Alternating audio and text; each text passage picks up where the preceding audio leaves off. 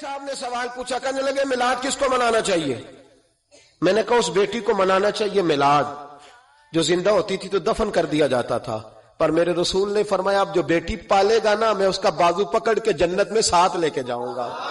میں نے کہا میلاد اس ماں کو منانا چاہیے جس کا بیٹا گلے میں رسی ڈال کے ماں کو منڈی میں بیچ آتا تھا۔ میرے مصطفیٰ کریم نے فرمایا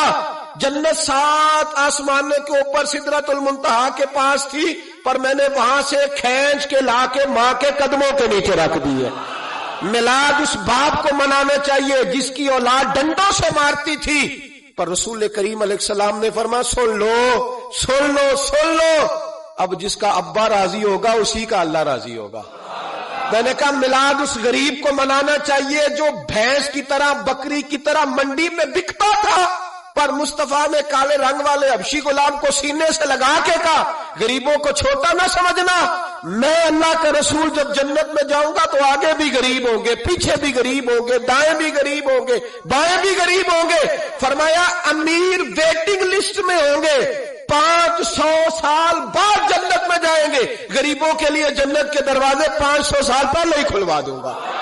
اسے منانا چاہیے، میلاد منانا چاہیے۔ اور میں نے کہا مولوی سن تجھے پوچھتا کوئی نہ، تیرا ذکر کوئی نہ کرتا، لیکن تو ممبر پہ بیٹھا ہے، تو محمد عربی کے نام کا کھا رہا ہے، تو علی کے نام کا کھا رہا ہے، تو عمر عثمان اور ابو بکر کے نام کا کھا رہا ہے، تو حسنین کا صدقہ کھا رہا ہے۔ تجھے نہ تیری کبھی کسی نے برادری پوچھی، نہ کبھی تیرا کسی نے ایڈریس پوچھا، نہ کبھی کسی نے تیری سند پوچھی، لوگ تیرے نعرے لگاتے ہیں، لوگ تیرے ہاتھ چومتے ہیں، پھر مان جا کہ تجھے صبح بھی میلاد منانا ہے، شام بھی میلاد منانا ہے، اور تجھے یہ کہنا چاہیے خس خس جنہ قدر نہیں میرا ایتے صاحب نو وڈیائیاں میں گلیاں دا روڑا کوڑا، ایتے محل چڑھایا سائیاں، تیرا کام تھا تیری آنکھیں بھگی رہتی۔ اور اس بوڑھے کو بھی میلاد منانا چاہیے جس کے بارے میں میرے نبی پاک نے فرمایا سفید داڑھی والے کی جس نے عزت کی اس نے تو رب کی عزت کی، اس نے تو رب کی عزت کی میرے بھائی۔ اس مزدور کو بھی میلاد منانا چاہیے جس کے بارے میں نبی پاک نے فرمایا جو اپنے ہاتھوں پہ چھالے ڈال کے مزدوری کرتا ہے میں نے تو اسے رب کریم کا دوست بنا دیا ہے۔ ہر اس طبقے کو میلاد منانا چاہیے جسے میرے رسول نے عزت عطا فرمائی۔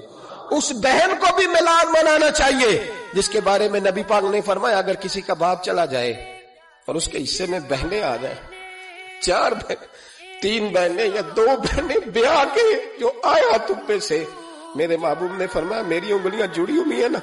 اس طرح میں اسے اپنے ساتھ جوڑ کے جنت میں لے کے جاؤں گا۔ اس بہن کو میلاد نہیں منانا